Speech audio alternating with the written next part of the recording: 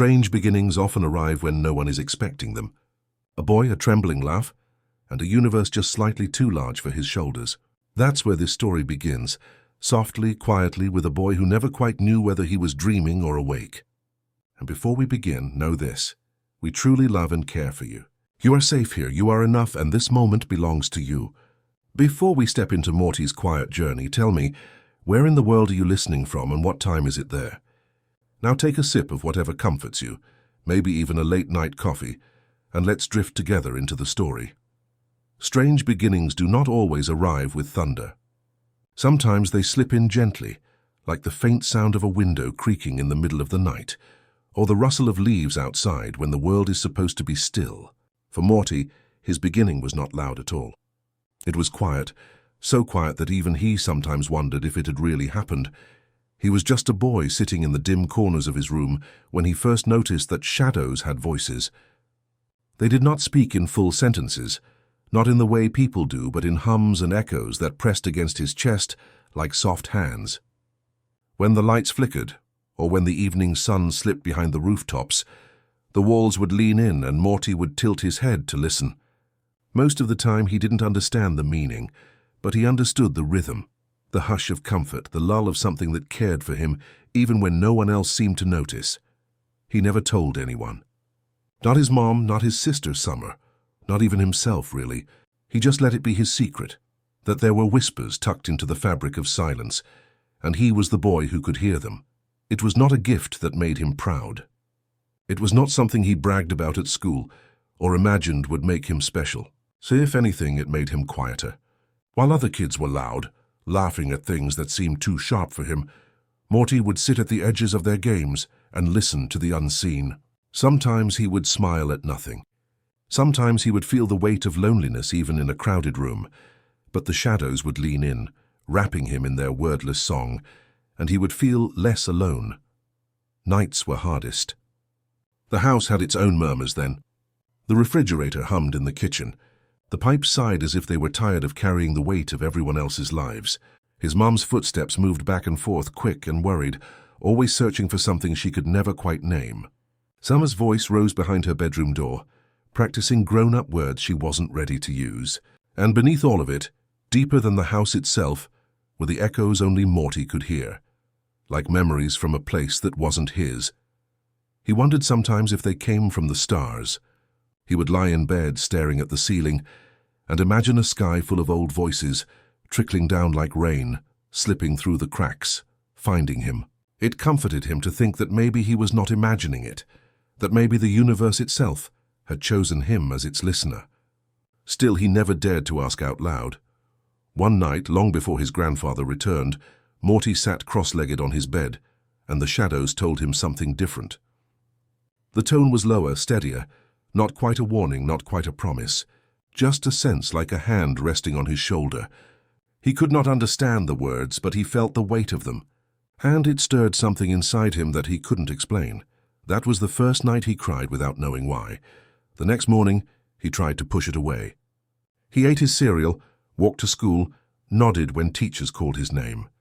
But the weight lingered. It wasn't sadness exactly. It was more like preparation, as though the whispers knew something was about to change, and they were trying in their own small way to soften him for it. When Rick came back into their lives, it was not like a storm breaking through the door. No, it was stranger than that. It was quiet, almost casual. His grandfather walked in as though he had never been gone at all, as though absence was just another kind of presence, stretched thin. Morty looked at him and felt both fear and longing rise in his chest, tangled together. The man was strange, stranger even than the shadows. His words spilled out in half-riddles, his eyes glimmered with something too heavy for Morty to carry, and his laugh, when it came, always seemed to break into silence too quickly, like it had fallen down a well. Morty didn't know how to place him in the soft rhythm of his life. Rick was too sharp, too sudden, like stepping barefoot onto gravel, and yet Morty felt drawn to him. Maybe it was because Rick, like the whispers, seemed to come from somewhere else entirely, somewhere bigger than the house, bigger than the neighborhood, bigger than the world. Morty didn't need to understand him fully. He just needed to feel the thread that pulled them together. He began to notice that the shadows grew quieter when Rick was around, as if they were stepping back to let something else speak. That unsettled Morty, but it also intrigued him. Could Rick hear them too?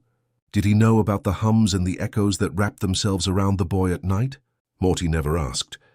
But in the silence between Rick's words, in the heavy pauses after his laughter, Morty thought he heard the same music. Sometimes, when the house grew still and the stars leaned close, Morty would sit by the window, listening as the night gathered around him.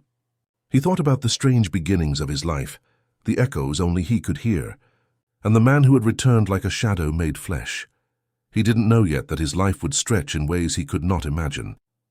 He didn't know that kindness itself would become his quiet power, that he would bend and bend again without breaking.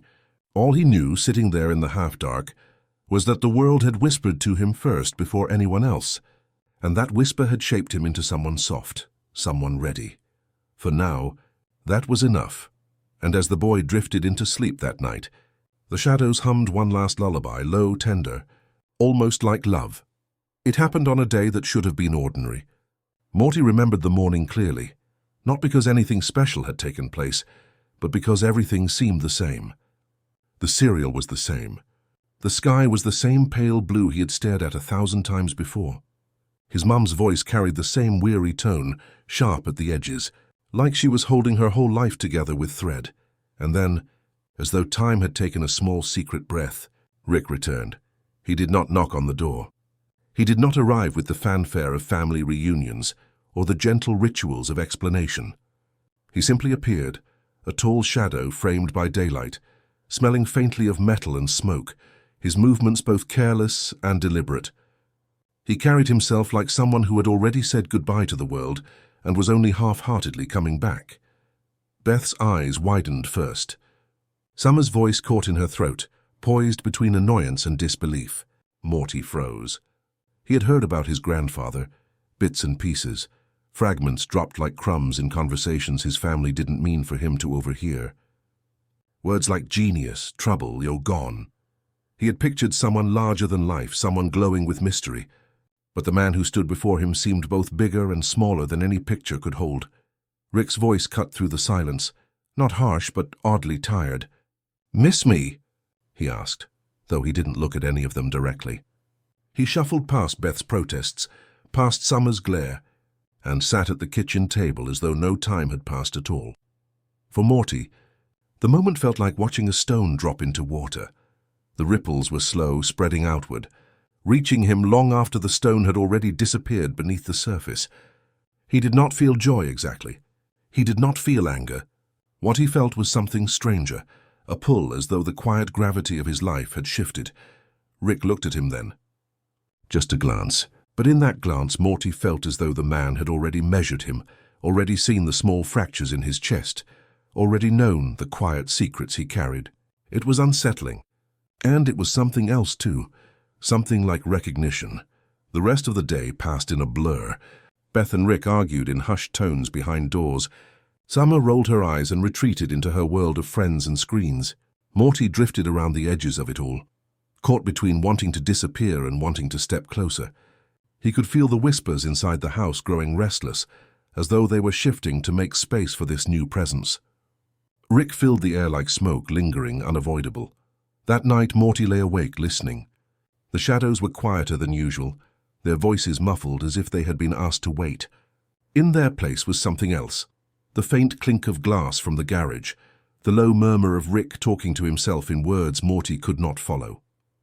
He could hear invention in those sounds, but also loneliness, a kind of echo that matched the one inside Morty's own chest. He turned toward the wall and whispered into the darkness, "Why did you come back?" Of course, no answer came. Yet Morty felt something stir, the kind of silence that wasn't empty but listening. Days turned into weeks. Rick didn't explain himself, not really. He hovered around the family in uneven bursts, sometimes too present, sometimes vanishing without notice. Morty followed at a distance, trying not to seem eager, though his heart leaned forward every time Rick walked by. There were moments, small ones, that Morty held on to. A sandwich shared at the table when Rick seemed too distracted to realize he was being kind. A late-night sound of quiet humming from the garage. cut off quickly when footsteps approached. At a pause in Rick's rambling sentences when his eyes softened, just for a breath, before the shield of sarcasm slid back in place. Morty did not know what to call these moments, but they sank deep into him. He began to notice the contrast, Rick's laughter always breaking off too suddenly, his brilliance always shadowed by an emptiness Morty didn't have words for. And yet that emptiness felt familiar. It echoed his own quiet listening, his own sense of being slightly out of place in the world. One evening, Morty found himself outside the garage door, his hand hovering above the handle. He could hear Rick inside, tools clinking, the low murmur of theories spoken to no one. Morty wanted to go in. He wanted to ask something, anything that would connect them. But his courage was soft like paper, and it tore before he could open the door. Instead, he whispered to the wood grain beneath his palm, "I can hear things too, you know."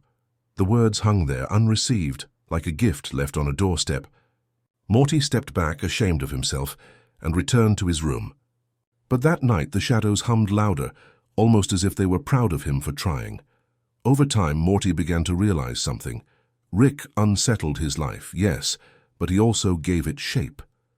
His presence was like a jagged stone pressed into Morty's soft rhythm, forcing him to stretch around it, to bend without breaking. Morty didn't fully understand it, but he felt it deeply, that his quiet world had widened, and in that widening Morty found both fear and longing braided together. Fear because he sensed Rick carried storms in his pockets. Longing because he also sensed Rick might be the only one who could understand the whispers Morty had never spoken of. He would not know for years that this arrival, this unsettling figure stepping into the kitchen on an ordinary morning, was the first door opening in his life. For now all he knew was that he felt both smaller and larger in his own skin, as though the boy who listened to shadows was no longer listening alone. The night ended softly, as most nights do. Morty lay in bed, his eyes heavy, the house wrapped in its usual sighs. But beneath those familiar sounds was something new, the faint, uneven rhythm of his grandfather's breathing in the garage below. Morty closed his eyes and let the two rhythms meet, the whispers of the shadows and the quiet unrest of Rick. They tangled together in the dark, and Morty drifted towards sleep. Unsure where one ended and the other began, Morty never thought of himself as strong. He wasn't the loudest in his class, nor the quickest to answer, nor the kind of boy who drew attention simply by walking into a room.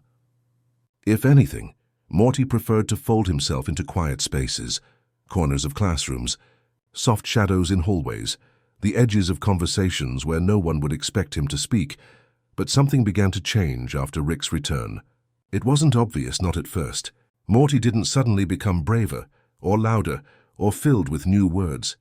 The change was subtler, more like water seeping into soil, unnoticed until the roots began to grow. It began with small choices.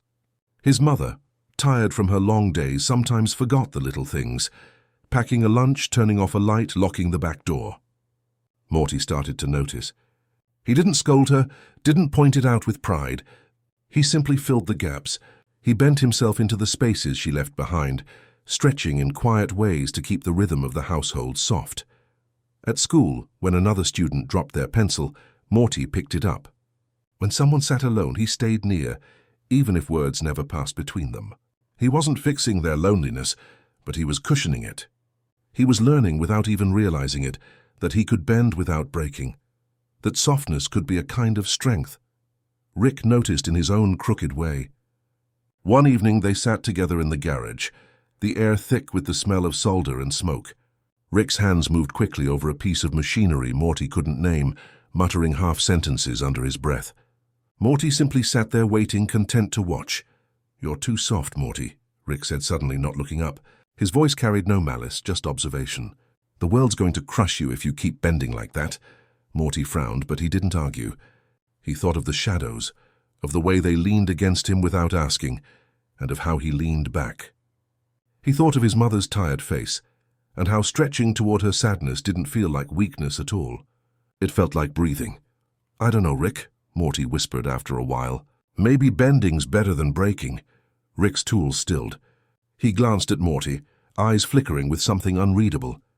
For a moment, Morty thought he saw approval or maybe sorrow. But then Rick laughed.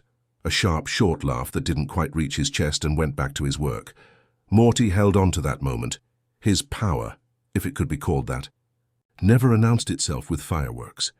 It wasn't like the stories he sometimes heard in whispers from classmates about superheroes with strength and speed and shining destinies. Morty's gift was quiet, invisible. He was learning how to bend toward people, how to stretch around their sharpness, how to absorb without losing himself. There were times, of course, when it hurt. Summer could be harsh. Her words pointed like knives when she felt unseen. Morty would stretch toward her anger, softening his voice, offering silence when she needed it, laughter when she least expected it. Sometimes she accepted it, and the air between them lightened.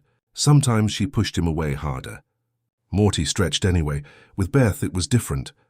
His mother often carried sadness in her eyes, though she hid it behind routine.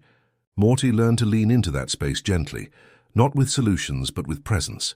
He would sit with her at the kitchen table, while she sipped coffee long after it had gone cold. He would hum softly when she seemed far away, not to fill the silence but to keep her company inside it. It was not always easy.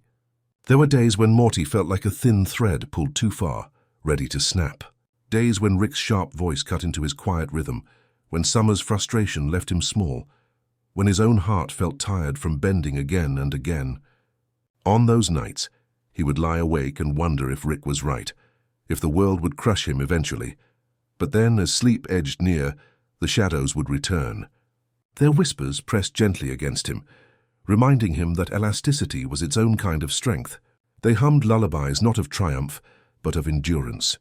Soft reminders that the ability to yield without breaking was a form of power the world rarely recognized. One afternoon, Morty tested this power in a way he didn't expect. A classmate dropped his lunch tray in the cafeteria, food spilling across the floor. The room filled with laughter, sharp and merciless. Morty felt the sting of it in his own chest, though the laughter wasn't aimed at him. Without thinking, he bent toward the boy, kneeling to help gather what could be saved. The room quieted. The laughter faded. Morty didn't say anything grand, didn't stand against the crowd with bold words.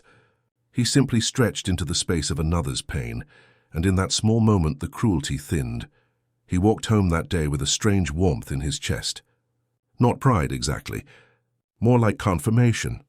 The whispers hummed around him, as though they had witnessed the act and approved. That night Rick handed him a sandwich in the garage. No explanation, no words about it. Just a sandwich placed on the table, cut unevenly, crumbs scattering. Morty accepted it with a small smile. He didn't need Rick to say anything.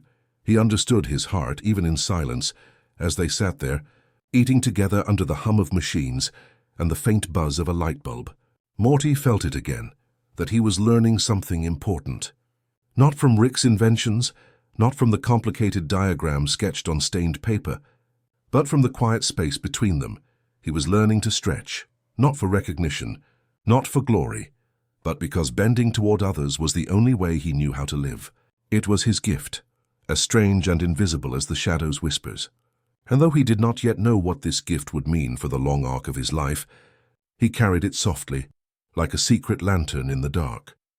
That night, as sleep pulled him under, Morty whispered into the quiet, "I'll bend as far as I need to," and the shadows, ever faithful, hummed back, "Then you will never truly break." Rick never taught the way teachers at school did. There were no chalkboards, no neat diagrams, no clear instructions. His lessons were scattered. Half-sentences dropped like pebbles, fragments of ideas muttered under his breath while sparks flew from strange machines. And yet, in those crooked offerings, Morty began to find a kind of wisdom. Not the kind you could write down, but the kind that slipped under your skin, shaping you quietly. It often happened late at night, when the house was still, and the garage glowed with a lonely light. Morty would sit on an old stool, his feet barely touching the floor, while Rick moved restlessly around him. Tools clinked, wires tangled, glass tubes filled with shifting colors. Morty didn't always know what he was looking at. He just listened. "Everything breaks, Morty," Rick muttered once, tightening a bolt. "Everything. Don't ever forget that. But sometimes if you're clever, you can patch it up long enough to matter." Morty nodded, though he didn't fully understand. He thought of his mother's tired eyes, of his sister's sharp words, of the way the whispers in the shadows always hummed of impermanence. He thought maybe Rick wasn't just talking about machines. Another time, Rick handed Morty a sandwich, 2 pieces of bread pressed unevenly together, crumbs clinging to the plate. It wasn't fancy, wasn't even neat, but Morty felt the quiet intent behind it. "Don't think too hard about it, Morty," Rick said, turning away. "Food's food. You eat it, you keep going." Morty chewed slowly, looking at his grandfather's back. He didn't always understand the words, but he understood the heart. Sometimes kindness wore the disguise of dismissal. Sometimes love arrived in the form of a lopsided sandwich, given without ceremony. There were evenings when Rick spoke in riddles, his voice wandering between sense and nonsense. "Stars don't care, Morty. They burn and die whether you're watching or not.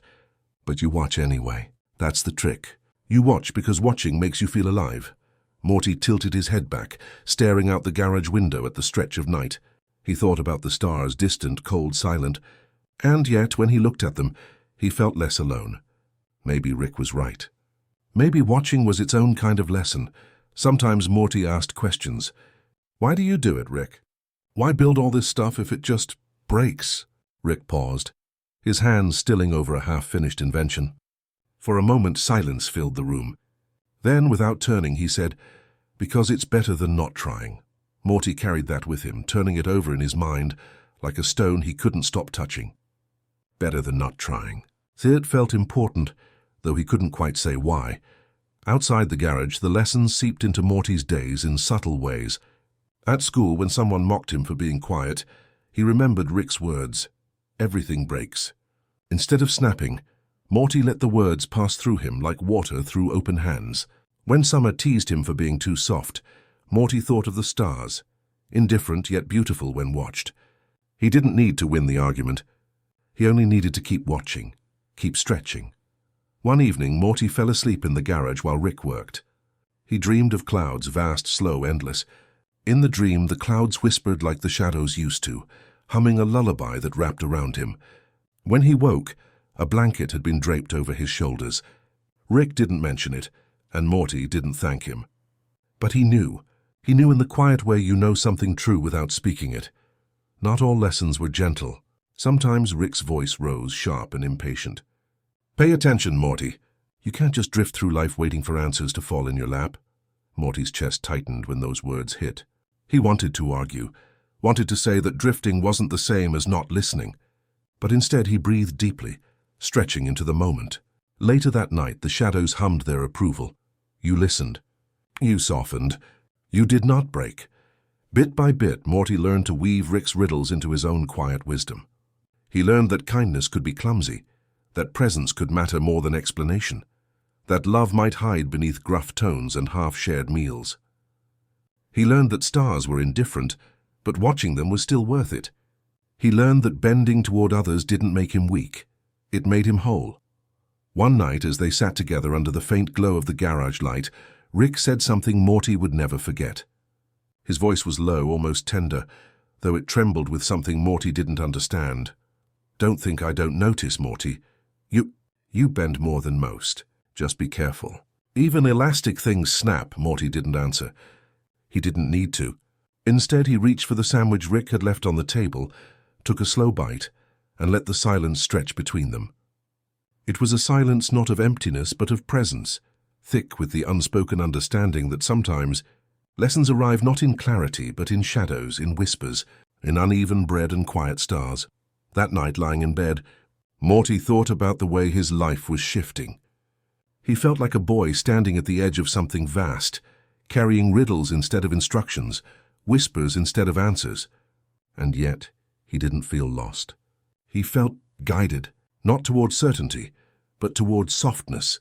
The shadows hummed their lullaby again as his eyes closed. Morty breathed it in, let it settle deep into his chest, and thought, even if I don't understand, I can still carry it. I can still bend toward it. And with that, he drifted into sleep, the stars above watching, indifferent but shining, while somewhere in the garage, his grandfather worked through the night. It happened without warning. And yet Morty always felt deep down that it had been waiting for him. The moment was not announced by thunder, nor by shouts, nor by any of the chaos one might expect when stepping into something extraordinary. No, his first door arrived quietly, Like so many other things in his life, it was late. The house slept, wrapped in its usual sighs and creaks. Morty had drifted to the garage again, drawn by the faint hum of light beneath the door. Inside, Rick moved restlessly as always, among tools and glass and metal fragments that gleamed like stars fallen onto a workbench. Morty lingered at the edge, hesitant, watching. Then Rick turned, his face shadowed, and said almost casually, "Come here, Morty, you should see this." On the floor, against the far wall, something shimmered. It was not a machine, not exactly. It looked like a doorway, though no door had ever stood there before. A frame of faint light quivered in the air, its edges rippling as if made from water. It had no handle, no hinges, no sound, and yet Morty felt it calling him. His heart thudded. His mouth went dry. But Rick only adjusted a dial on the wall and muttered, "It's stable enough." For a few minutes anyway. Morty stepped closer. The glow reached toward him, soft and strange, like the hum of the shadows he had always known. He felt the same pull he had felt when Rick first arrived, the same fear tangled with longing, the same sense that something vast and unnameable was just beyond his reach. "Go on," Rick said, not unkindly. "Take a look." Morty hesitated. He looked back at his grandfather, who was watching him with tired eyes. Then, with a breath that trembled in his chest, Morty stepped through. The world shifted. He was no longer in the garage. He was standing in a field, soft and endless, the grass glowing faintly as though lit from within. Above him, the sky was a canvas of swirling clouds, not grey, not white, but colours that had no names. Gentle blues braided with silver, streaks of violet humming with sound he could almost hear. The air smelled faintly of bread, warm and comforting, like sandwiches carried on a picnic blanket. Morty blinked, his chest full of wonder. The place felt both strange and familiar, like a dream he had half forgotten. The whispers were here too, but different, clearer, closer. They moved through the grass, brushed against his skin, carried him forward. He turned, expecting Rick to be beside him. But the old man stood just beyond the doorway, still in the garage, his outline framed in light. Rick did not step through. He only watched. "Go on," Rick said again, his voice faint. "See what you see." So Morty walked. Each step pressed softly into glowing grass. Each breath filled his chest with a peace that almost felt like sorrow. He wandered until he reached a hill, where the clouds leaned low, curling like gentle hands. And there, just for a moment, he thought he saw himself, smaller, younger, sitting cross-legged in the grass, listening. The child looked up at him, eyes wide and bright. Morty blinked and the vision was gone. Only the grass remained, whispering in tones he almost understood. The whispers told him nothing clear. They did not give instructions, did not reveal secrets. They only wrapped around him like lullabies, reminding him of what he already knew, that softness was strength, that bending was survival, that listening was its own kind of gift. Morty wanted to stay. He wanted to lie down in the glowing grass and let the whispers carry him into sleep forever. But when he turned, the door was still open and Rick's shadow still waited. Something inside him knew he could not remain here, not yet. So Morty walked back, his heart heavy and light all at once. He stepped through the shimmering frame, back into the garage where the air was thick with oil and dust. The glow vanished behind him, leaving only the ordinary wall. Rick said nothing. He only studied Morty's face, as though searching for something he already knew. Then he turned back to his work, muttering about stability and circuits. Morty sat down quietly, his chest buzzing with what he had seen. He did not try to explain. He knew Rick wouldn't ask, but he also knew with a certainty that sank into his bones that he had been changed. Not in a way anyone else would notice, not in a way that would show up on the outside. But inside something had opened. Later that night, Morty lay in bed staring at the ceiling. The whispers returned softer than before, as if echoing from the field he had just left. He remembered the glowing grass, the strange sky, the glimpse of his younger self. He remembered the warmth of the air, the way it smelled faintly of sandwiches, the way it felt like both a dream and a memory. He closed his eyes and whispered into the dark. "I saw it," the shadows hummed back, low and tender. Yes, you saw. Morty did not know what the door truly was, or why Rick had shown it to him, or why he had been able to glimpse what he had glimpsed. But he understood something deeper than explanation, that sometimes doors appear not to lead you away, but to remind you of what you already carry, and so he drifted into sleep. The memory of glowing fields folded softly into him.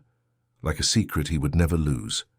Morty's days after the door felt different, though nothing around him had really changed. The house still sighed at night. Summer still spoke too sharply when she was tired. Rick still muttered in the garage, building things that Morty couldn't name. But Morty himself carried something new, a softness that had grown deeper, as though the field of glowing grass had taken root inside him. It was during a quiet afternoon at school when he first noticed the boy who would become his friend. The playground was loud, full of shouts and laughter, but at the far edge near the fence someone sat alone. Hey boy Morty didn't really know, sketching shapes into the dirt with a stick. The shapes weren't anything in particular. Spirals, circles, little clouds drifting across the ground. Morty stopped watching. The boy looked up, and for a moment their eyes met. There was no challenge in them, no mockery, only a stillness that felt familiar. "Do you see them too?" the boy asked softly, nodding at the sky. Morty followed his gaze. Above them, clouds drifted slowly, pulled by winds no one could hear, ordinary to most. But Morty thought of the whispers, the door, the glowing field, and he understood the question in a way others might not. "Yeah," Morty said after a pause.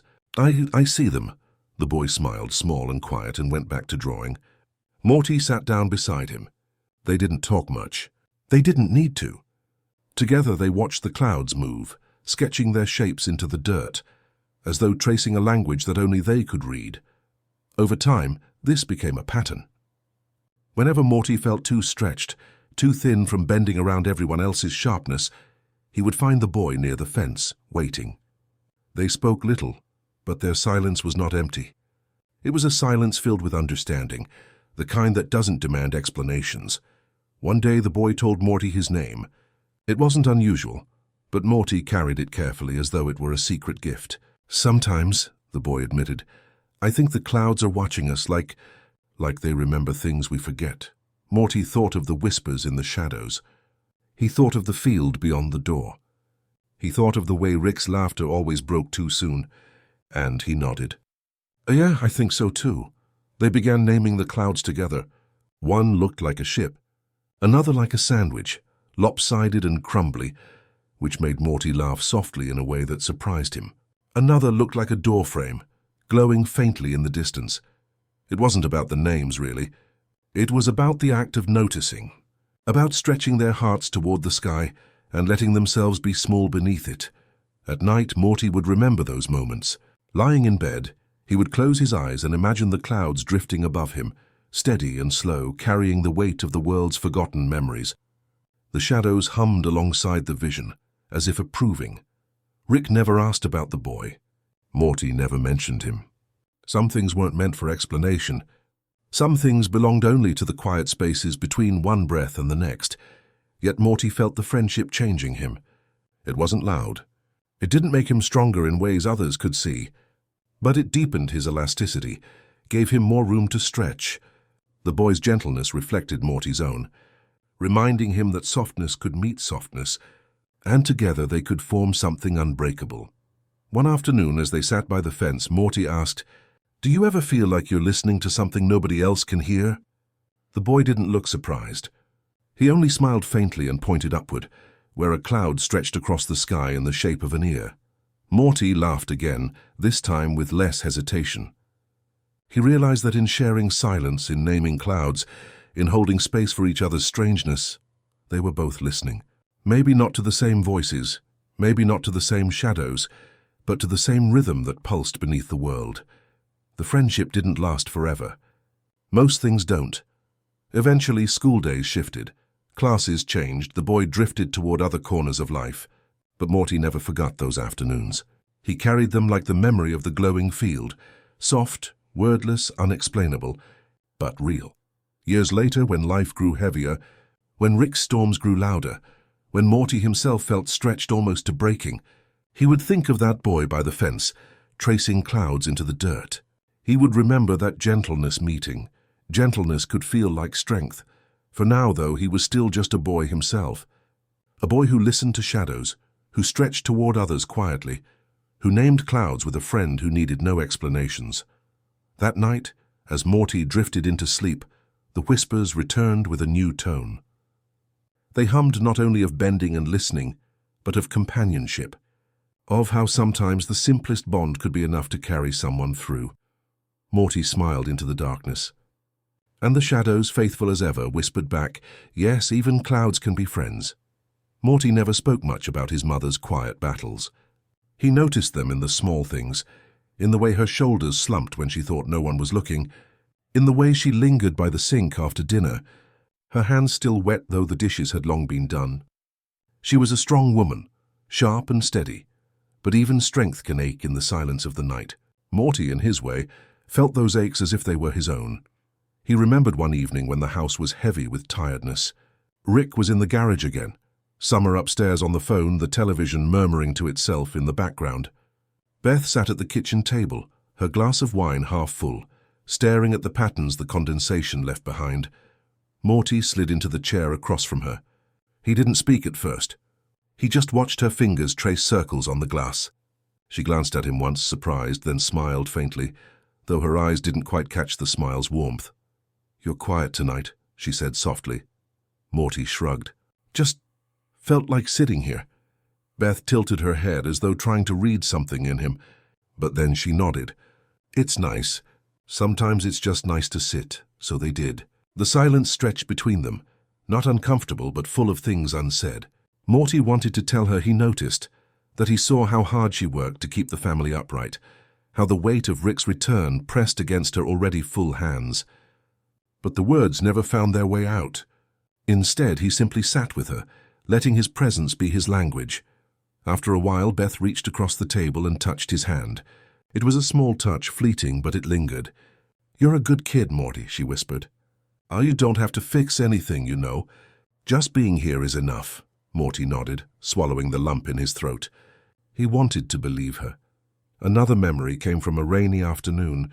The world outside the windows blurred into grey, the kind of day that makes a house feel like a cocoon. Morty found Beth in the living room, staring at old photo albums spread across her lap. Pictures of her as a child, of her mother, of a time when Rick was not yet lost to the chaos of his own mind. She sighed when Morty approached. "Funny, isn't it? You look back, and all those moments feel so solid. But they're just pictures now." Morty sat beside her, peering at the photographs. "You were little," he said quietly. Beth chuckled, though the sound carried more sadness than joy. "We're all little once. Then we grow up, and sometimes it feels like we spend the rest of our lives trying to protect the little versions of ourselves." Morty didn't know what to say. He only leaned his head against her arm, letting her know he was listening. Beth brushed his hair absently, as if the gesture was more for her than for him.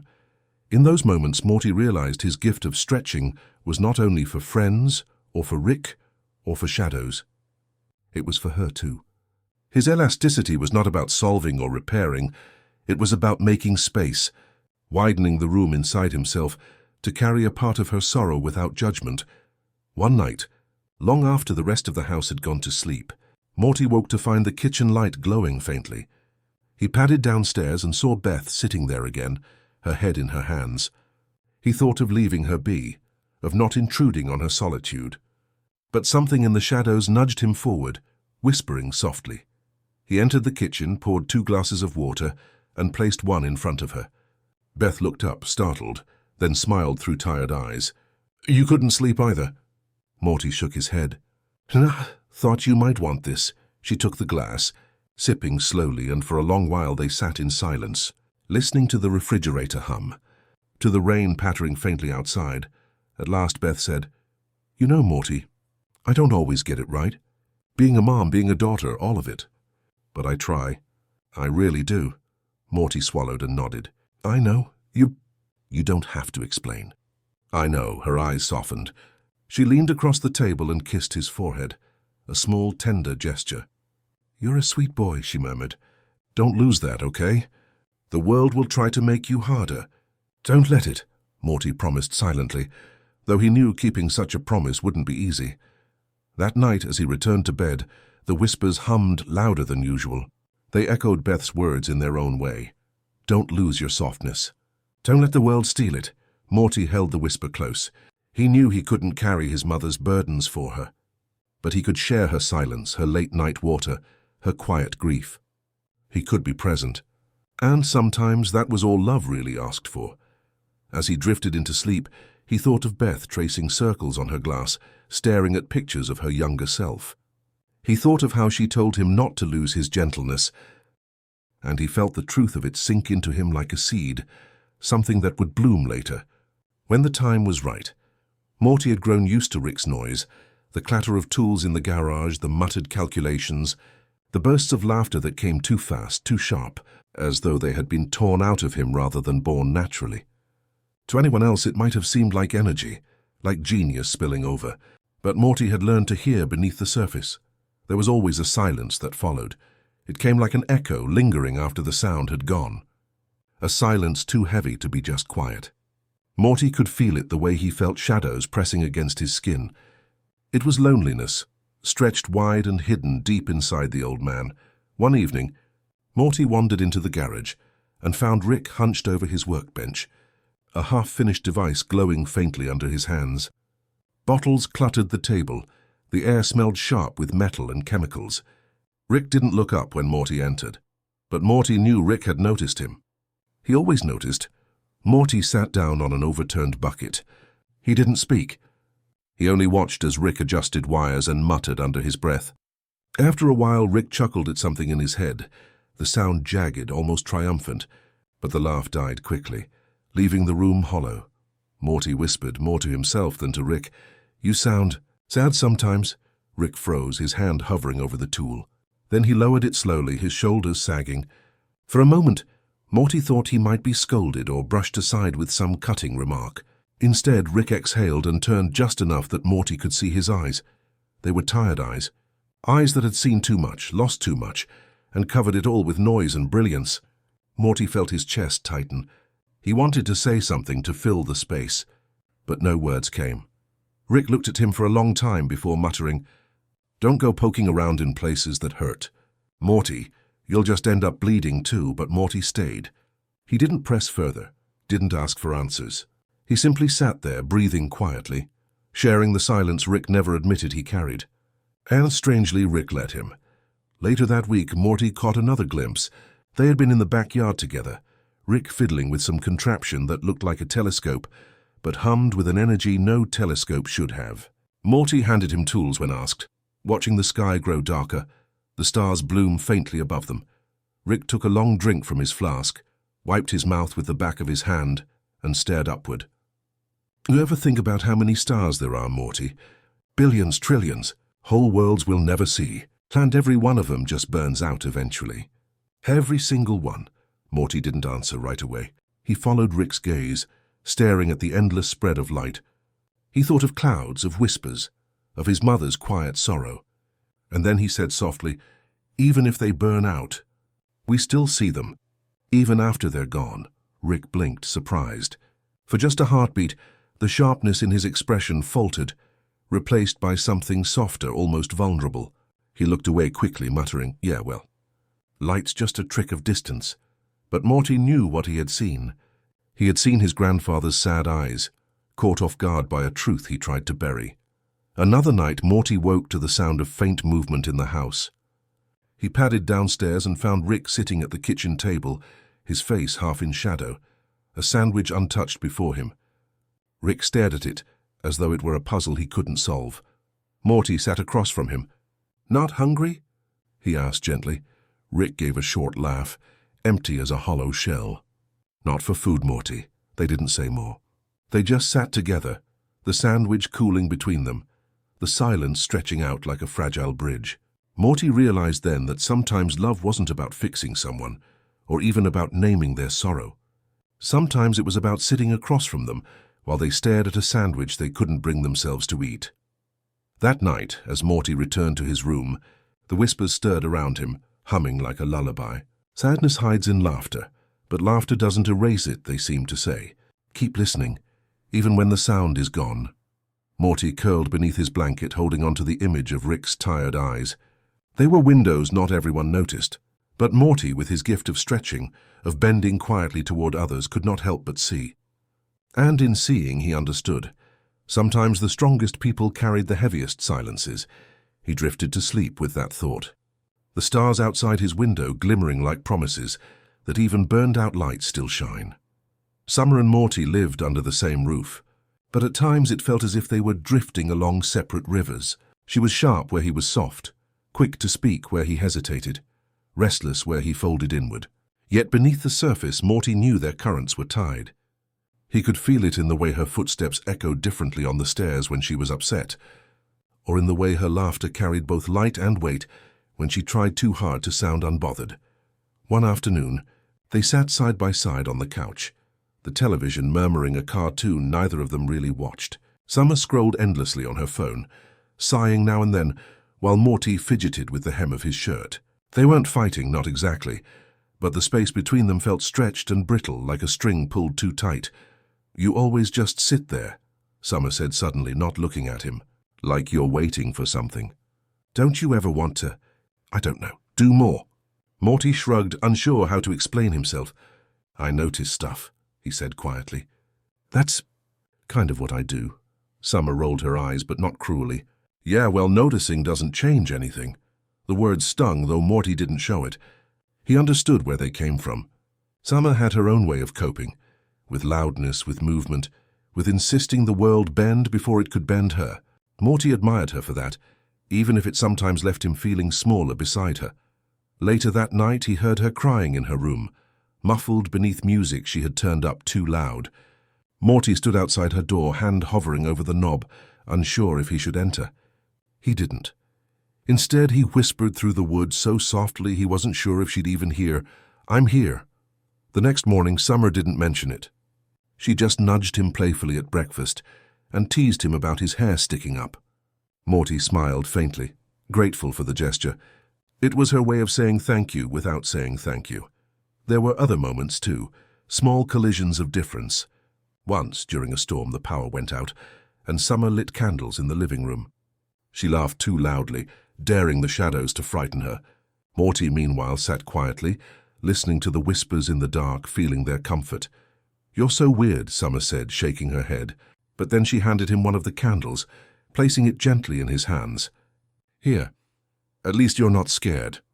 Morty realized then that her loudness wasn't about strength alone. It was also about fear, about keeping the silence at bay. And in that moment he admired her even more. Another time they fought, softly but with weight. Morty had left a notebook on the table, pages filled with sketches of clouds and fragments of whispered words. Summer found it and teased him too harshly about his dream journal. Morty snapped at her, surprising them both. "You don't get it," he said, his voice breaking. Summer blinked, caught off guard. For a moment her face softened, but pride held her tongue. She tossed the notebook back to him and stormed off. Morty sat there, breathing hard, the hurt sharp in his chest. Hours later, when the house was quiet again, Summer slipped into his room. She didn't apologize outright. She just sat at the edge of his bed and said, "You're right.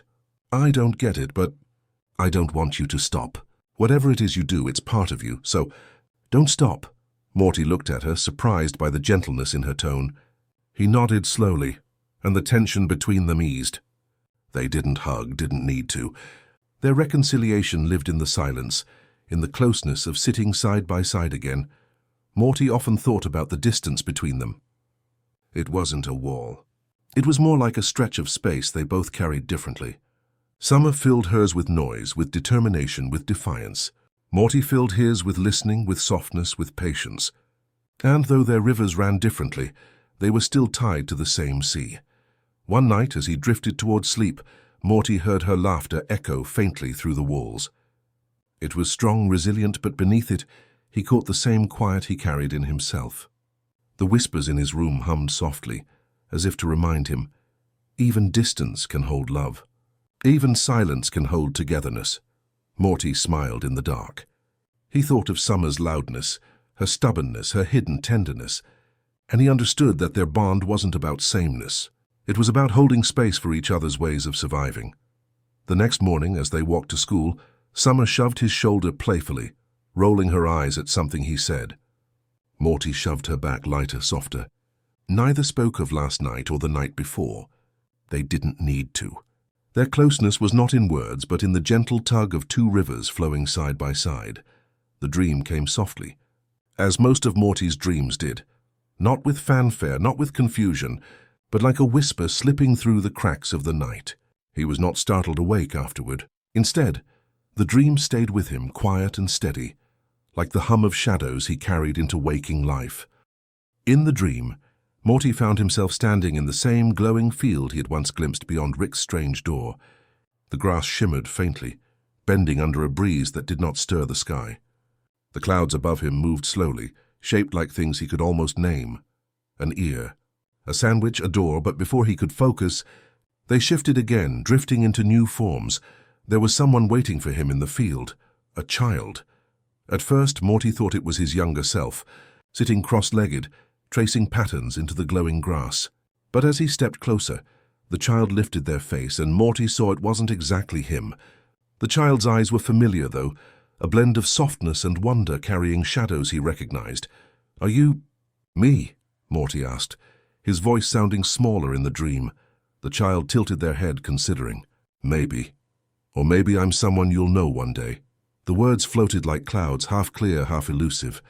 Morty sat down beside the child, the grass brushing against their arms like gentle fingers. They sat in silence for a while, listening. The whispers were here too, moving in waves through the field. Morty realized the child was listening as intently as he was. Finally, the child spoke again. "It's heavy, isn't it? Carrying all the things you notice." Morty swallowed, his chest tightening. "Yeah, sometimes. I don't know what to do with it all." The child smiled faintly, not in mockery but in understanding. "You don't have to do anything. Just noticing is enough. Sometimes people need someone to see them, even if they don't say it out loud." Morty thought of his mother's quiet grief, Rick's sad eyes, Summer's restless laughter. He thought of the boy by the fence naming clouds in the dirt. He thought of sandwiches left untouched, of whispers that hummed truths without explanations. "Does it ever get easier?" Morty asked softly. The child looked up at the sky where the clouds had gathered into a slow drifting river. "Not easier, but lighter sometimes, if you remember to let it flow." Morty wanted to ask more, to know if this child was his future, his past, or something else entirely. But before he could speak again, the child reached out and took his hand. Their fingers were small, warm.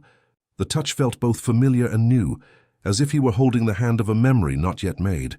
"Don't forget," the child whispered. "Softness isn't weakness.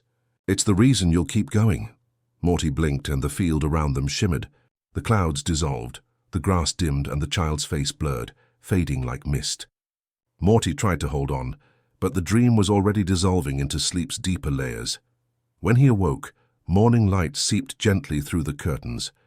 Morty lay still, staring at the ceiling, his heart carrying the warmth of the child's hand. He couldn't explain the dream, not to Rick, not to Summer, not even to himself. But he knew it mattered. He knew the dream was not just a dream. At breakfast, he watched his family move through their morning rituals. Beth poured coffee with tired precision. Summer scrolled her phone, sighing. Rick rummaged through the fridge, muttering about entropy and eggs. None of them noticed Morty's faraway gaze. None of them knew he had spent the night in a field with a child who might have been his younger self or his future, or someone else entirely. But Morty noticed them. He noticed the way Beth's hand trembled slightly as she lifted her cup. He noticed the way Summer's laughter was a little too sharp when she responded to a text. He noticed the way Rick's shoulders slumped when no one was watching. And he felt the weight of all those things, but he also remembered the dream, not easier, but lighter sometimes. Morty let out a small breath and reached for his own cup of milk. He didn't need to tell anyone. The dream had been a gift just for him, a reminder whispered in the soft language of sleep. That night, as he lay down again, he whispered into the dark, "I won't forget." The shadows stirred around him, humming like a lullaby, carrying his promise into the quiet. And somewhere, in a glowing field beneath a sky of shifting clouds, a child smiled. It was late afternoon when Morty found himself wandering home from school along the long curve of the park. The air was thick with that golden light that comes only in certain seasons, warm, gentle, unhurried, as though the world itself were preparing for rest. The whispers in the trees moved in soft rhythms, a steady presence that he carried like a second heartbeat. That was when he noticed the stranger. They were sitting alone on the low stone wall near the edge of the playground, shoulders hunched, head bent. Morty could hear the faint, uneven sound before he even saw their face, someone crying. Not loudly, not seeking attention, but quietly, the way people cry when they hope no one will notice. Morty slowed his steps. He could have kept walking, most people would have. But something in the whispering shadows seemed to lean toward the stranger, urging him closer. He sat down at the far edge of the wall, careful not to startle them. For a while neither of them spoke. The stranger's quiet sobs filled the silence, mingling with the rustle of wind through leaves. Morty let it be. Eventually the crying slowed enough for the stranger to sniffle, wiping their sleeve across their cheek. They didn't look at him, not yet. Morty didn't press. He simply turned his eyes toward the sky. The clouds were drifting lazily, each shape dissolving into another. Morty pointed with a small nod. "That one looks like, I don't know, a sandwich." The stranger's breath caught in what might have been a laugh or maybe just surprise. Their eyes flickered up to the sky. "More like a pillow," they said softly, their voice thick. Morty smiled a little, not turning away. "A sandwich pillow, maybe. Something you could nap on if you were really tired." The stranger finally glanced at him. Their eyes were red, their face streaked, but they weren't crying anymore. They studied Morty like someone trying to decide if he was real or just another passing cloud. "You're weird," they whispered. Morty shrugged. "Yeah, people say that." There was another silence, but it was lighter this time. The stranger's shoulders dropped just a little. Morty didn't ask why they were sad. He didn't need to know. It was enough to sit there, enough to let the clouds do the talking. After a while, the stranger whispered, almost like a confession. "I thought no one would notice."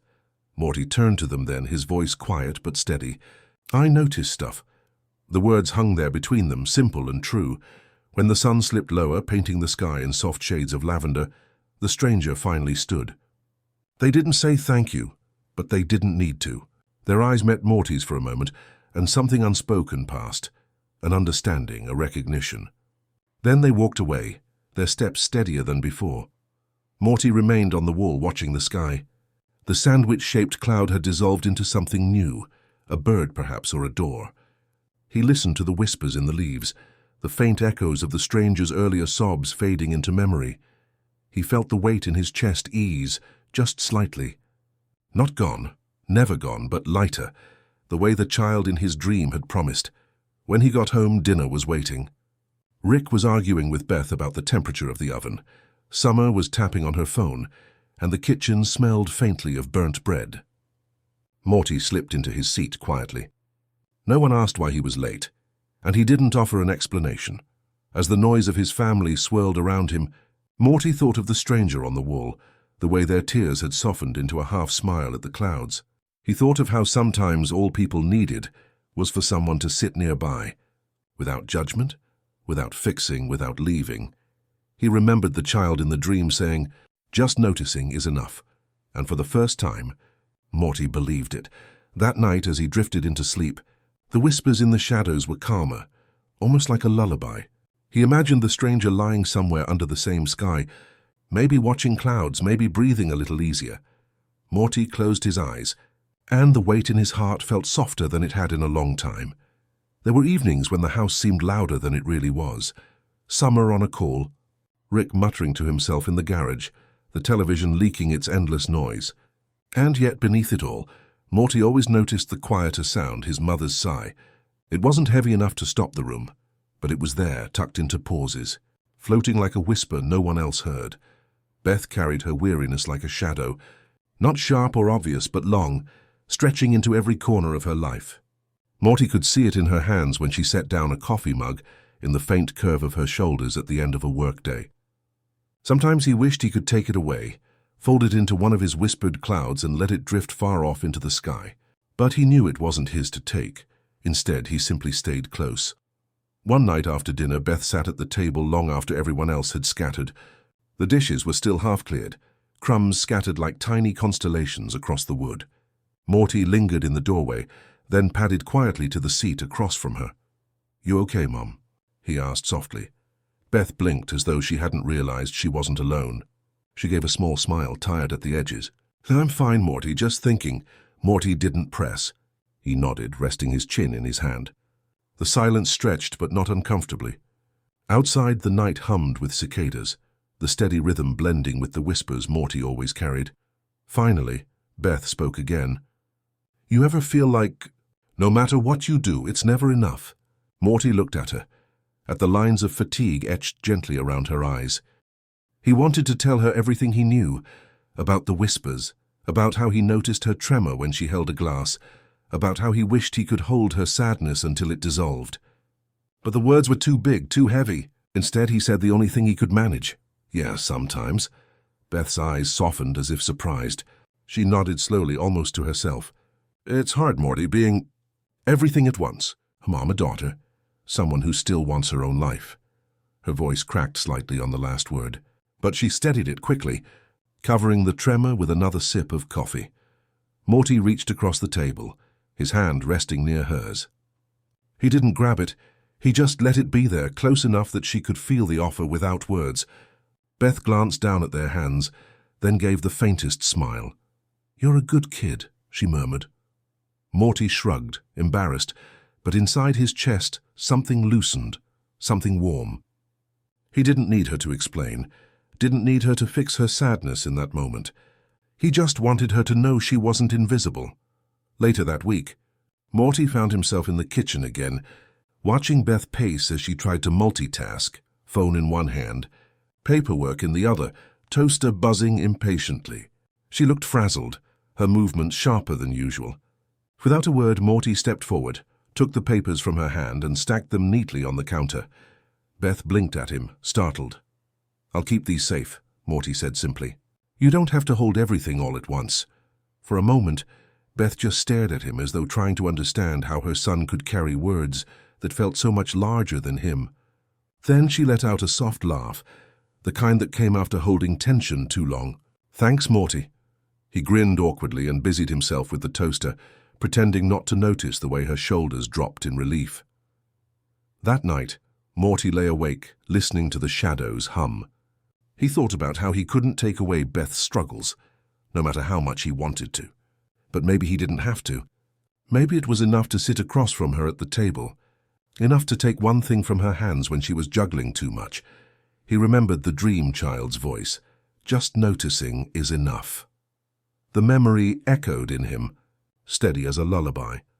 As he drifted towards sleep, Morty imagined clouds shaped like hands, one pair carrying, one pair resting. And for the first time in a long time, he believed his mother might feel a little less alone. Rick was always in motion. His hands never stilled, his words never slowed, his mind never rested. He filled the garage with wires and bottles and scattered papers, muttering to himself in languages Morty didn't know, laughter breaking through like static from an old radio. To most he seemed unstoppable, a storm, a spark, a genius too restless for silence. But Morty noticed things others didn't. Sometimes, when Rick thought no one was watching, his laughter trailed off into a silence too sharp. Sometimes his hands trembled when he set down a wrench, the metal clinking just a little too long. And sometimes, late at night, Morty would find him sitting in the garage with nothing in his hands at all, staring at the wall as though waiting for it to answer. It was in those moments Morty saw it, the sadness beneath the brilliance, the emptiness behind the noise. One evening, Morty padded into the garage after dinner. Rick was hunched over a contraption glowing faintly blue, its pieces humming with strange energy. Wires curled like vines across the floor. Hey, Rick," Morty said softly, careful not to disturb whatever delicate thing was in progress. Rick grunted without looking up. "Morty, unless you suddenly developed quantum intuition, you're about as useful here as a paper straw in a hurricane." Morty smiled faintly, used to the rough edges of Rick's words. He sat on a stool nearby, legs dangling, and simply watched. The machine flickered in uneven bursts of light, casting shadows across Rick's face. For a moment, Morty could almost see through the layers, the exhaustion etched into his eyes, the weight pressing down even as he worked. "You ever get tired, Rick?" Morty asked quietly. Rick froze for a fraction of a second, just enough for Morty to notice. Then the old bravado slid back into place. "Tired, please. Energy's a construct. Just slap on another neural stimulator and keep moving." He gave a sharp laugh, but it broke too quickly, the sound falling flat in the room. Morty didn't press. He just stayed, watching the soft hum of the machine, the way the light caught in Rick's tired eyes. After a long silence, Rick sighed and set down his tools. He leaned back, running a hand through his hair. For once, he didn't reach for a flask. He just stared at the machine, his shoulders slumping. "You know what's funny, Morty?" Rick said at last, his voice low, almost thoughtful. "You can build universes, tweak timelines, crack open the bones of reality itself, and still not have anyone to sit with when the noise stops." Morty's chest tightened. He wanted to say something big, something comforting, but all the words felt too small. Instead, he reached into his pocket and pulled out a sandwich he hadn't eaten from lunch. He placed it gently on the workbench between them. Rick glanced at it, then at Morty, his eyebrows lifting. "What, you think a sandwich fixes existential despair?" Morty shrugged. "It doesn't have to fix it, just maybe it helps to not be alone while you eat." For a long moment, Rick just stared at him. Then, with a quiet grunt, he tore the sandwich in half and slid one piece toward Morty.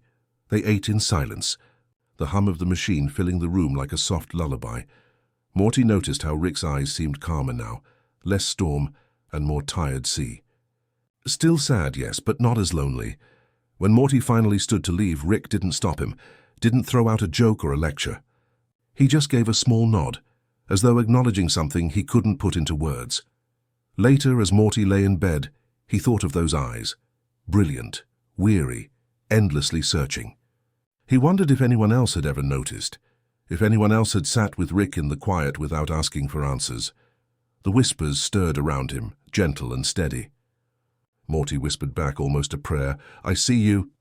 Rick, and somewhere in the garage, Rick sat alone with his machine, chewing slowly. The silence not quite as sharp as before. Summer was a different kind of quiet, not like Morty's stillness, which leaned in to listen. Hers was sharper, the silence of someone holding themselves together so they wouldn't crack. She filled her days with motion, friends, screens, noise. And yet Morty noticed the way her laughter sometimes hit the air too hard, the way she avoided looking at herself in the mirror when she thought no one was watching. They lived in the same house, walked the same hallways, shared the same parents and the same grandfather's chaos. But Morty often felt as though there was an invisible wall between them. He didn't blame her. Everyone carried their shadows differently. Summer's just happened to look like distance. One afternoon, Morty found her sitting on the roof outside her bedroom window. She was hunched forward, staring at the horizon as if daring it to change. Music buzzed faintly from her phone, but her eyes were unfocused, far away. "Hey," Morty said softly, climbing out to join her. Summer glanced at him, expression guarded. "Don't fall. Mom will kill me if you break your neck." Morty sat a safe distance away, letting the shingles warm his palms. They watched the sky together, clouds shifting into quiet shapes, the sun trailing low. After a while, Morty spoke again. "You ever feel like we're both here but not really together?" Summer's jaw tightened. She picked at the hem of her sleeve. "What's that supposed to mean?" Morty hesitated. "Just, I notice. Sometimes it feels like you're far away, even when you're right next to me." For a moment, Summer didn't answer. The music filled the silence, tinny and restless. Then she let out a breath, sharp at the edges. "Yeah, well, it's easier that way." Morty turned to her. "Easier?" She shrugged, eyes fixed on the horizon. "If you don't get too close, you don't get hurt. That's just how it works." Morty felt the weight of her words settle between them. He thought of Rick's sad eyes, of Beth's quiet sighs, of the stranger on the wall. Everyone building their own kind of distance, their own ways of surviving. "I get it," Morty said softly, "but I don't want us to be strangers." "Not you, you're my sister." Summer's eyes flickered toward him then, surprised by the steadiness in his voice. She looked away quickly, blinking hard. "Morty, you're softer than me. You see stuff I don't want to see." Her words trembled, but she pushed them out. "Sometimes that makes me mad. But it doesn't mean I don't care." Morty nodded, letting her words sink in. "I know. And I'm not asking you to change, just maybe let me sit with you sometimes, even if you don't want to talk." They sat in silence after that, not uncomfortable, not perfect, but real. The music played out, the clouds drifted, the whispers hummed in the air around them. Morty didn't try to fix Summer's distance, and she didn't try to hide it. Instead, they just shared the sky, two different hearts resting under the same slow light. When the first stars began to appear, Summer finally spoke again, her voice softer. You're not as annoying as I make it seem, Morty chuckled. That's the nicest thing you've ever said to me. She bumped her shoulder lightly against his, a small gesture but enough to break through the wall just a little. Morty felt warmth bloom in his chest, quiet and steady. That night as he drifted to sleep he thought of Summer's words. It's easier that way. Maybe she was right. Maybe distance was a kind of shield. But he also knew that even shields had gaps, and sometimes all you had to do was sit close enough for the light to slip through. The whispers circled gently, carrying the memory of the rooftop, the stars, the fragile thread between siblings. Morty closed his eyes, whispering into the dark, "We're not strangers." And somewhere, on the other side of her bedroom wall, Summer whispered too, though she didn't know why. "We're not." The second dream came differently than the first. It arrived not in the quiet of early sleep, but in the hushed stillness just before dawn, when shadows lingered longest and whispers moved most clearly. Morty felt himself slipping into it as though he were being carried, not falling, but gently placed into another world. The field returned, glowing faintly beneath a sky of drifting clouds, but this time it wasn't empty. The child was waiting at the edge of a stream that hadn't been there before. The water shimmered, clear and slow, reflecting light that seemed to come from nowhere at all. Morty approached, his heart quickening. The child turned, smiling with the kind of warmth that made Morty ache with familiarity. "You came back," the child said. "I didn't mean to," Morty admitted, "but, yeah." The child nodded, as if this was expected. "Dreams remember you, even when you forget them."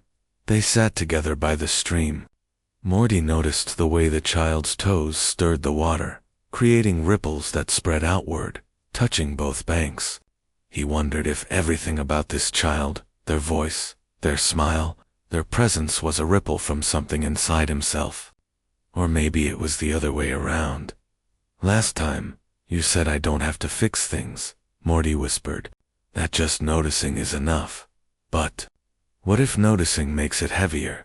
The child looked at him carefully, their eyes glimmering with something both young and ancient. "Then you let it flow. Like this." They trailed their fingers through the stream, and Morty watched the ripples spread, dissolving into the current. "You don't have to carry every ripple forever.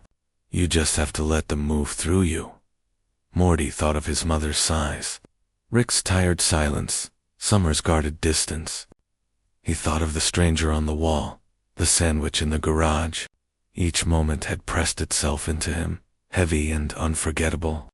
Could he really let it flow, without losing what it meant? He whispered his doubt. The child leaned closer, their small hand brushing against his. "You won't lose it.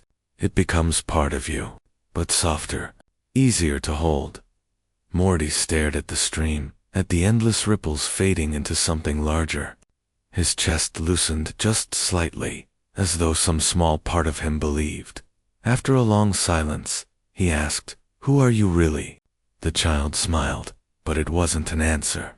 "Who do you need me to be?"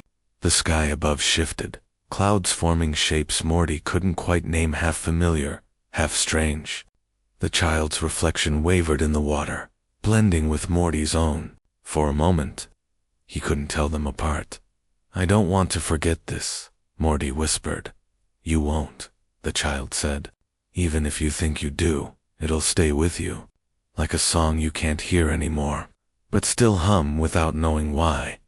The field began to fade then, the light dimming, the edges dissolving like mist. The child stood, their figure blurring into the horizon. "Remember, Morty's softness carries farther than you think." Morty reached out, but the dream slipped away, carrying the child with it. He woke just as the first gray light touched the curtains. His room was quiet, except for the soft hum of shadows, steady as breath. Morty sat up slowly, heart full of something he couldn't name, something too fragile to explain. At breakfast, he didn't mention the dream. Rick was already gone. Beth was hurrying with her coffee, Summer tapping out messages with fast thumbs. Life moved as it always did, but Morty carried the dream like a secret flame, when Summer laughed too loudly at her phone. Morty glanced at her and thought of ripples fading into wider currents. When Beth dropped her spoon with a small sigh, he thought of letting heaviness flow instead of clinging. And when Rick stormed back in, grumbling about the garage, Morty thought of sandwiches and silence shared in dim light. The dream wasn't gone. It was inside him now, soft but steady. That night, as he lay down, Morty whispered into the darkness, "I won't let it fade." The shadows stirred around him, like an unseen hand brushing through the stream. And somewhere, in the world of dreams, a child smiled and hummed a lullaby no one else could hear. The park was nearly empty that evening. The air smelled faintly of cut grass and rain, and the sky was dim with clouds drifting like slow ships across the horizon. Morty had wandered there without really deciding. To his feet carried him the way whispers sometimes did, as though guiding him towards something he hadn't yet imagined. That was when he saw them. A stranger sat on the wooden bench near the pond, shoulders bent inward, face hidden in their hands. Morty heard the soft sound of their crying before he saw their tears. It was quiet, muffled, the kind of grief people try to swallow so the world won't notice. Morty paused, uncertain. He was just a boy, after all. What could he offer? But then he remembered the child from his dream, the way they had said, noticing was enough. His chest tightened. He took a slow breath and walked toward the bench. He sat down at the far end, leaving space between them. He didn't speak. The stranger's crying faltered for a moment, as though startled, but then continued. Morty let the silence rest. Minutes passed. The pond rippled faintly, stirred by a drifting breeze. Somewhere, a bird called once, then went quiet. Morty watched the water, letting its calmness fill him. He knew the stranger could feel his presence. He knew it mattered, even if nothing was said. Eventually, the sobs grew quieter. The stranger lifted their head just slightly, eyes red and shining in the fading light. They didn't look at Morty, not yet, but they spoke, their voice cracked and low. "I didn't think anyone would sit with me." Morty swallowed. I didn't think you should be alone." The stranger gave a small, shaking laugh, half grateful. "Most people walk past. They don't want to hear it." Morty looked at the pond, its surface catching fragments of light between drifting clouds. "I don't need to hear it. Just being here's okay, right?" The stranger turned their face away, wiping at their eyes. Silence followed again, softer this time. Morty didn't press. He felt the whispers humming faintly in the shadows around them, as though the world itself approved. After a long while, the stranger sighed. "Thank you." Their voice was steadier now, though small. Morty nodded. He didn't say you're welcome. He didn't need to. The words would have broken the spell. As the evening deepened, the stranger finally stood. They straightened their coat, still fragile, but no longer folded inward completely. They gave Morty one last look, not a smile exactly, but a kind of recognition, a quiet thank you, without words.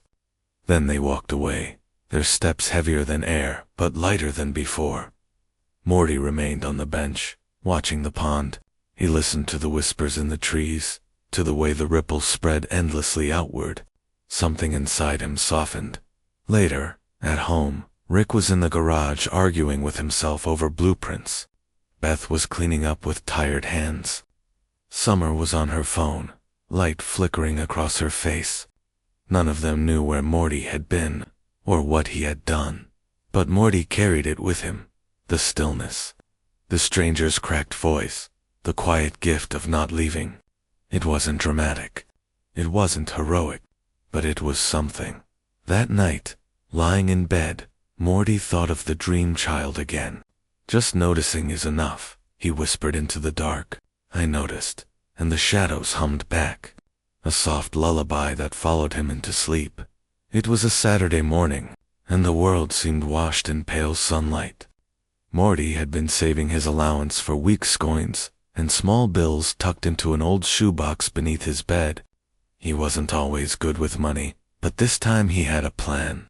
A small shop downtown sold a strange puzzle, half toy, half heart, that he had seen in the window one afternoon. It shimmered with colored glass, twisting into patterns that felt almost alive.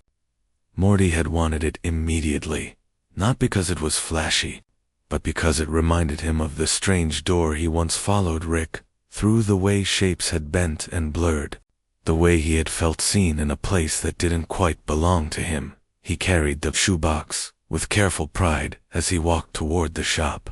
The streets were quiet, sprinkled with drifting leaves. He imagined setting the puzzle on his desk, watching the colored glass catch the afternoon light, twisting it in his hands until the shapes revealed something hidden. It wasn't much, but it felt like his dot at the shop. Morty reached for the puzzle with both hands, heart warm with the thought of finally bringing it home. But as he stood at the counter, a voice broke through his focus.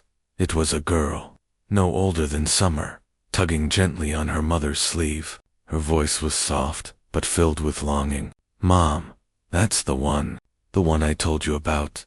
Morty froze. The girl's eyes were fixed on the same puzzle he held. Her mother looked weary, her purse nearly empty. "Honey," she said gently, "I told you. Not this time. Maybe another birthday. We have groceries to buy." The girl nodded slowly, but her gaze lingered on the puzzle, shimmering with quiet light. She didn't cry.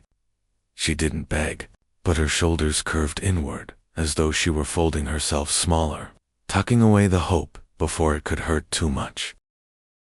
Morty felt his chest ache. He looked down at the puzzle in his hands, then back at the girl. His fingers tightened around it, selfishness rising for a moment. He had waited. He had saved. Didn't he deserve this small thing? But then he saw her again, how carefully she hid her disappointment, how she turned toward the door without complaint. It reminded him of Beth's quiet sighs, of the stranger's muffled sobs on the park bench, of all the soft griefs people carried alone. Before he could talk himself out of it, Morty stepped forward. His voice came out awkward and low. Excuse me, I don't need this today." He placed the puzzle on the counter, sliding it toward the cashier, then looked at the mother. If you want, I can cover it." The woman blinked, startled. "No, sweetheart, that's too much." But Morty shook his head, cheeks flushed. "It's okay. I saved for it, but she should have it." The girl's eyes widened, wonder breaking through her sadness. "Really?" she whispered. Morty nodded. "Really?" The cashier rang it up.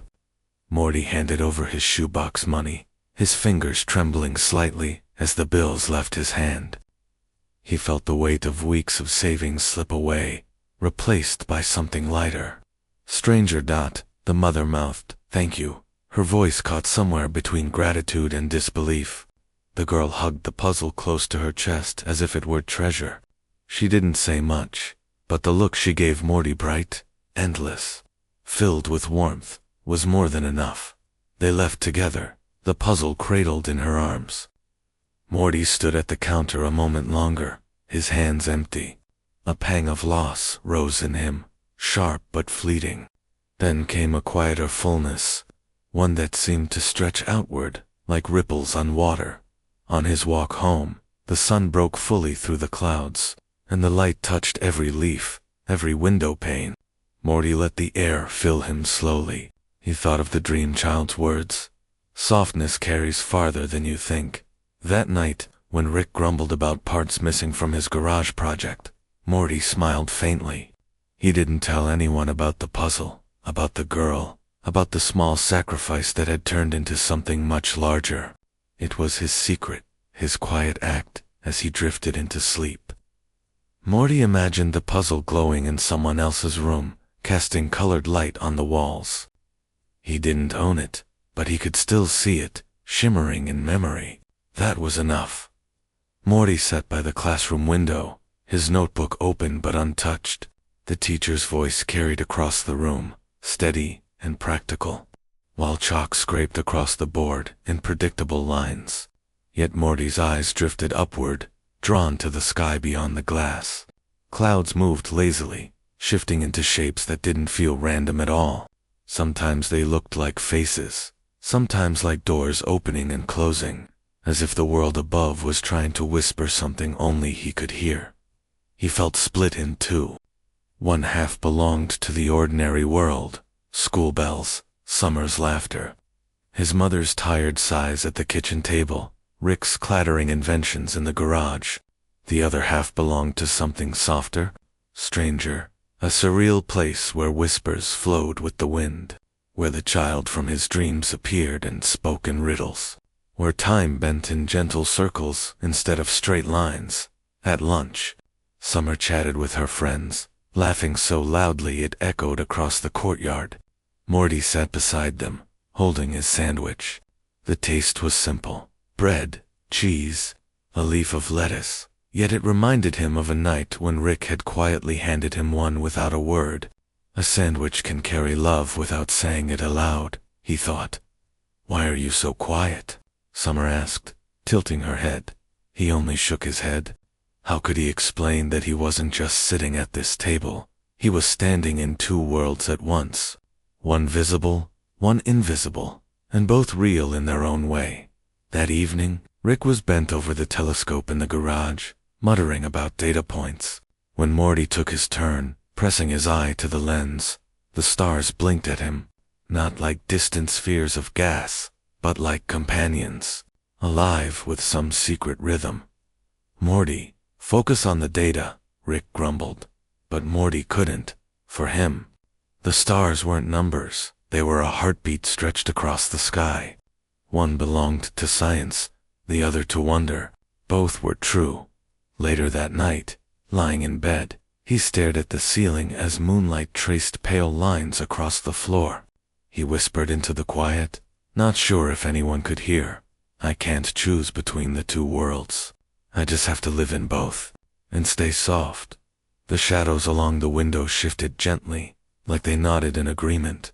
Morty closed his eyes. He realized he didn't need to harden himself to survive the pull between realities. He could simply allow both to flow through him, the ordinary and the surreal. And in that balance, he was something like a bridge, and a bridge doesn't choose sides. It only holds them together. Morty sat in the quiet of his room, the window half open, letting the night air drift in. The curtains swayed as though someone invisible was passing by, slow and unhurried. He watched their gentle rhythm, and for a moment he imagined they were breathing with him. It had taken him years to notice, but now it seemed so clear. He could not carry everyone. He could not hold Beth's unspoken heaviness, or Summer's loud laughter that sometimes hid her loneliness, or Rick's brilliance that carried sorrow at its core. He had tried to stretch himself thin enough to hold them all, as if he could keep their pieces from scattering. But he was learning that even soft hearts have limits. He thought of Rick especially. The man had wandered through galaxies, had laughed at the edge of the impossible. But when the laughter fell silent, Morty saw the truth in his eyes. No one could hold Rick together. Not Beth, not Summer, not him. Rick was like the night sky itself, too wide to be carried, too infinite to fit in someone's arms. Morty leaned back, listening to the whispers that still followed him. They did not sound demanding anymore. They sounded almost tender, like reminders. You don't have to fix everything. You only have to love it while it's here. One memory rose above the rest. A stranger on a bench, weeping. Morty had stayed, had listened, had offered nothing but presence. He hadn't stopped the tears. He hadn't solved anything. Yet in that moment, the stranger had looked lighter, as if the very act of being witnessed had been enough. That was the gift Morty was finally understanding. Letting go did not mean abandoning. It meant loving without chains. It meant allowing things and people to exist freely, even if they slipped away. He lay down on his bed and closed his eyes. In the darkness behind his eyelids, clouds moved like drifting ships. He thought of Summer's strength, of Beth's complicated tenderness, of Rick's sad eyes. He thought of the child he had dreamed about, maybe his own, maybe a younger self reaching for him across time. He whispered to them all, though none were in the room, "I can't hold you forever, but I can love you, here, now. That's enough." The night seemed to sigh with him, and strangely, in loosening his grasp, he felt lighter. He imagined stars resting on his chest, not heavy anymore but bright. Each one a reminder that nothing is permanent, yet everything leaves its glow. Morty smiled faintly. He didn't need to win, or to fix, or to hold. He only needed to notice, to listen, to love softly, even as things changed. That was his quiet power. That was his gift. Rick's footsteps were slower now, not weak, not fragile, just slowed, like the rhythm of a clock that had decided there was no rush anymore. Morty noticed it one evening as they walked down a quiet street, the kind of street where lampposts hummed and the world felt almost suspended between breaths. There was no portal gun in Rick's hand, no flask against his lips, only his hands tucked loosely into the pockets of his coat, and a kind of stillness Morty had never seen in him before. For years, Morty had followed behind, rushing, stumbling, trying to keep up with Rick's impossible stride. Tonight was different. Tonight, they walked side by side. Neither of them said much at first.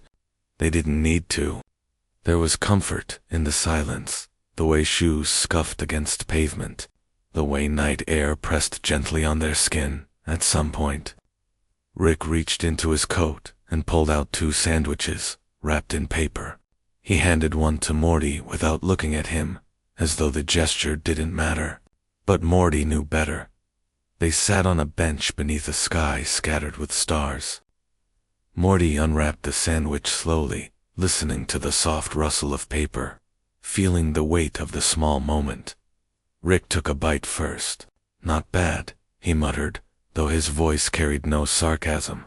It was simple, honest. Morty smiled faintly. "It's good." For a long time, they just ate, the silence punctuated by quiet chewing and the distant hum of the city.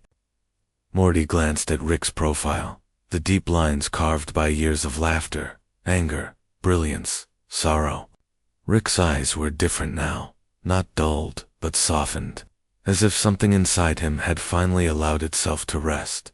Morty thought of all the times he had been afraid of Rick, of his chaos, his sharp edges, and now, sitting here, he felt none of that fear, only a kind of gentle understanding, a patience he hadn't had when he was younger.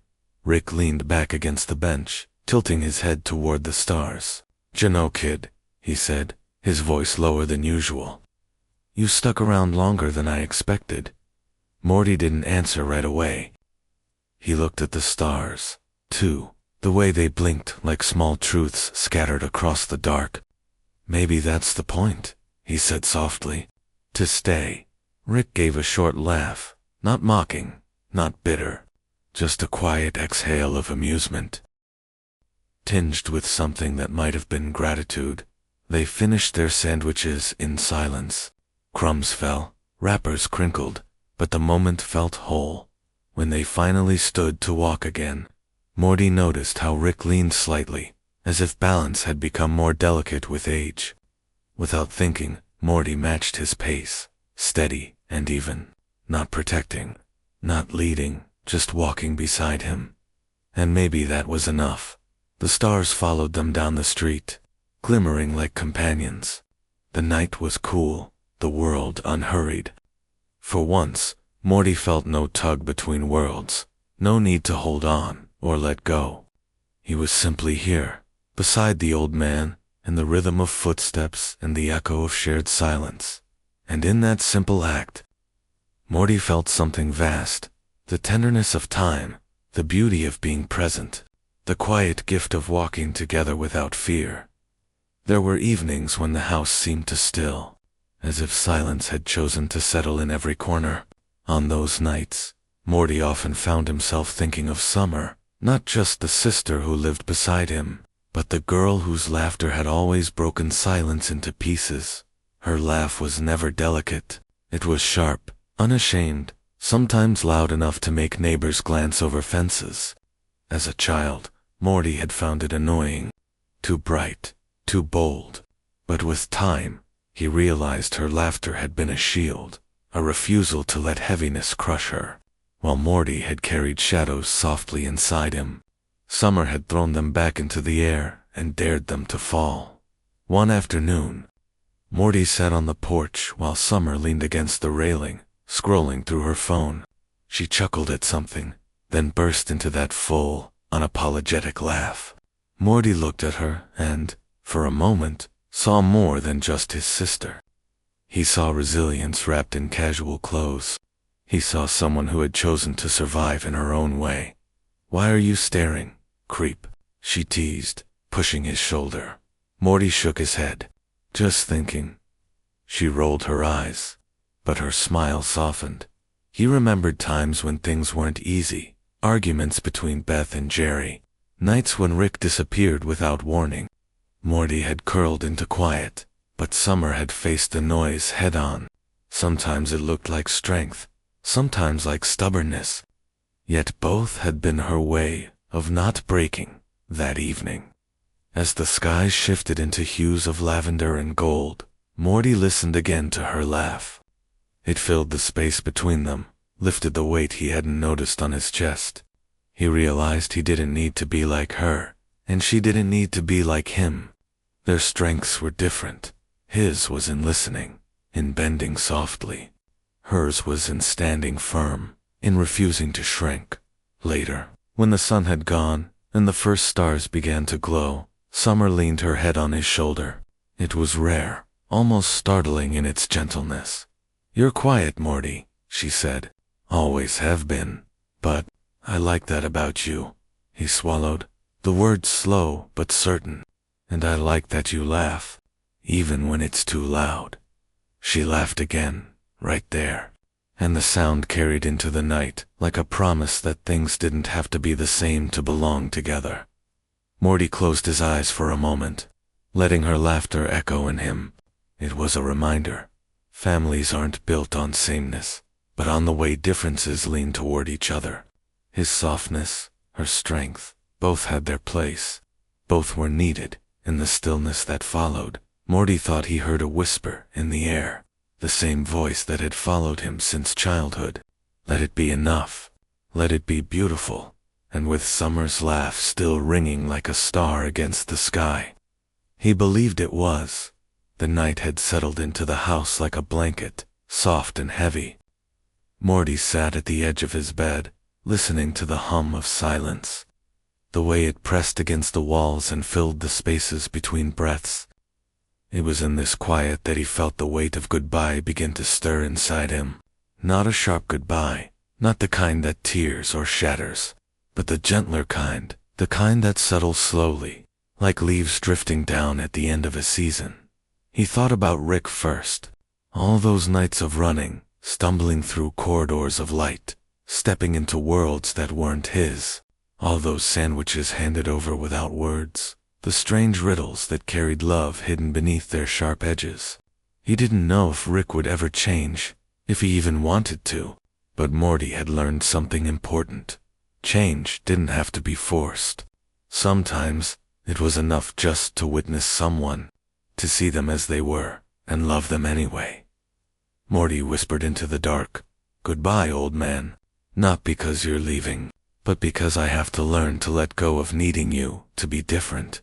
Then he thought of Beth, her quiet strength, the sadness she rarely admitted, the way she carried her own unspoken storms. He remembered her sitting at the kitchen table, staring into her coffee as if it held questions she couldn't answer.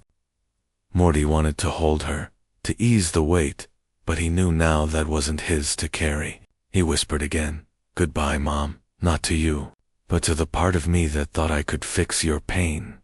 Summer came next in his thoughts, her laughter still echoing somewhere in the house. Strong, stubborn, bold. He saw her leaning back, rolling her eyes, teasing him, and then those rare moments of gentleness, when she had let him see her softer side. Morty smiled in the darkness. "Goodbye, Summer. Not to you, but to the part of me that thought we had to be the same to stand together." The whispers in the room seemed to shift, brushing past him like a breeze through the curtains. Morty lay down, pulling the blanket over himself, the pillow cool beneath his cheek. He didn't feel sad. He felt released. Goodbyes didn't always mean endings. Sometimes they were just acknowledgments, small bows to the truth that life was always moving, always changing. By saying goodbye, he was saying yes to what was coming next, whatever shape it might take. The stars outside blinked faintly, and Morty imagined each one carrying a fragment of his life, glowing softly, refusing to disappear even as distance grew. The child from his dream, the stranger on the bench, Rick's tired eyes, Summer's laugh, Beth's silence, all still there, scattered but shining. He breathed deeply, his chest rising and falling with the rhythm of sleep.